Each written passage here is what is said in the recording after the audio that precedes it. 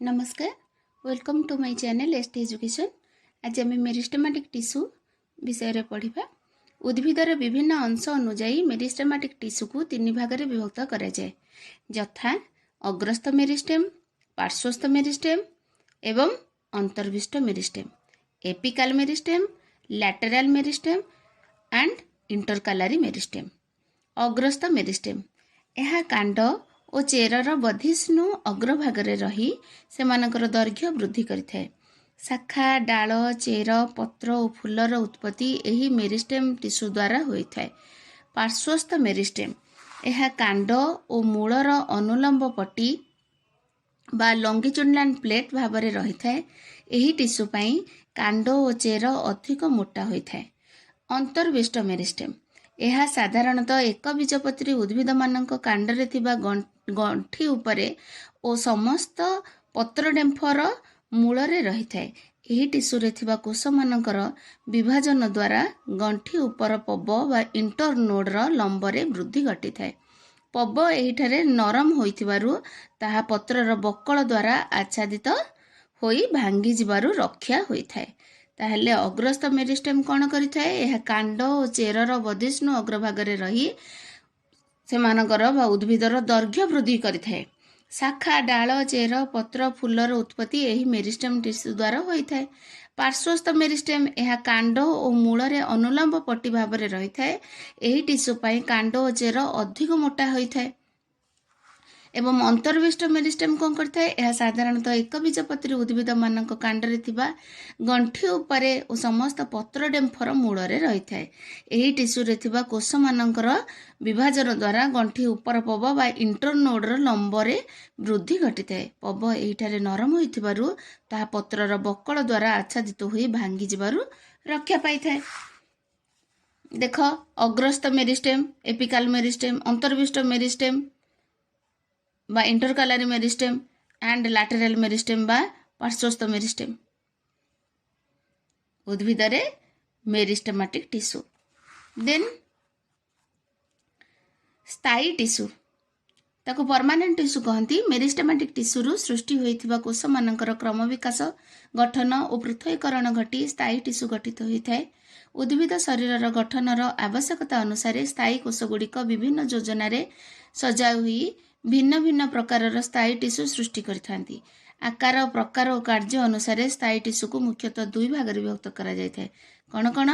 सरल टिश्यू एवं जटिल tissue, simple tissue and complex tissue.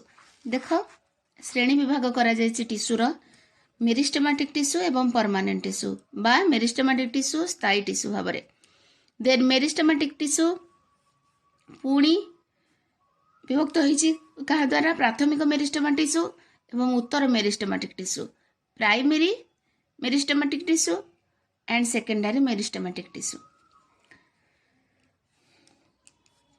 Then स्थायी टिश्यू बा परमानेंट टिश्यू देन डेवलप्ड। ये डिवाइडेड होइछि कहा द्वारा? सरल टिश्यू एवं जटिल टिश्यू। ये मध्य दुई भाग में विभक्त होइछि, सरल टिश्यू एवं जटिल टिश्यू भावरे। किए? स्थायी टिश्यू बा परमानेंट टिश्यू। तापरे सरल टिश्यू पुणी एगेन डिवाइड होइछि पैरेन्काइमा, कोलेन्काइमा एंड स्क्लेरेन्काइमा।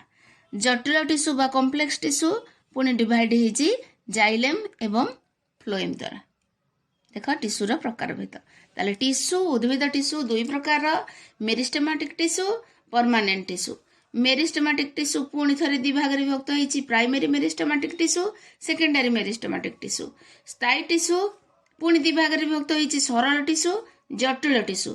सरल टिश्यू पुणी तीन भाग में विभक्त होइछि, पैरेन्काइमा, कोलेन्काइमा, स्क्लेरेन्काइमा।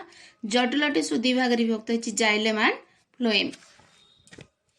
देख, सरल टिश्यू कौन? सरल टिश्यू गोटे प्रकारर कोष द्वारा गठित। एही टिश्यू केवल एक प्रकार कार्य संपादन करिथाए।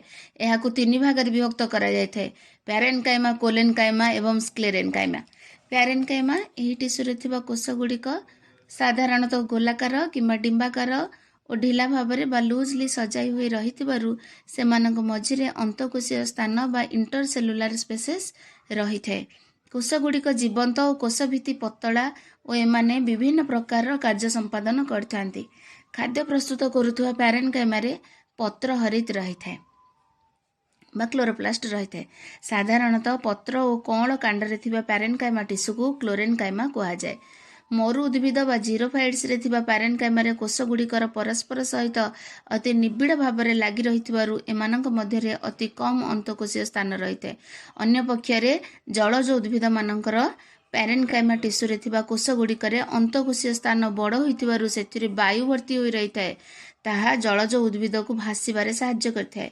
एही टिश्यू को एरेनकाइमा कहुए।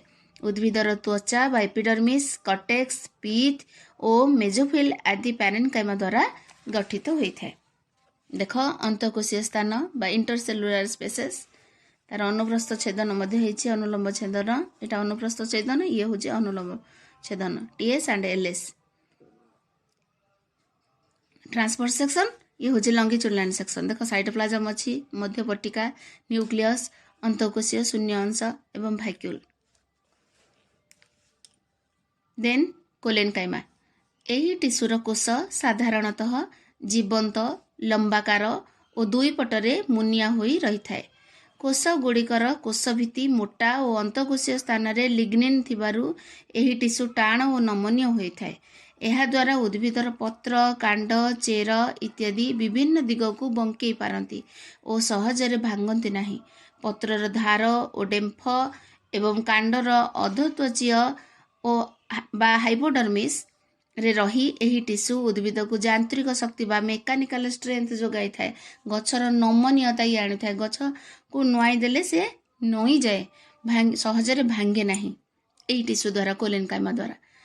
मरु उद्भिद मानकरे कोलेनकाइमार स्तर मोटा होइथिबा बेले जलज उद्भिद मानकरे यह साधारणतः न थाए।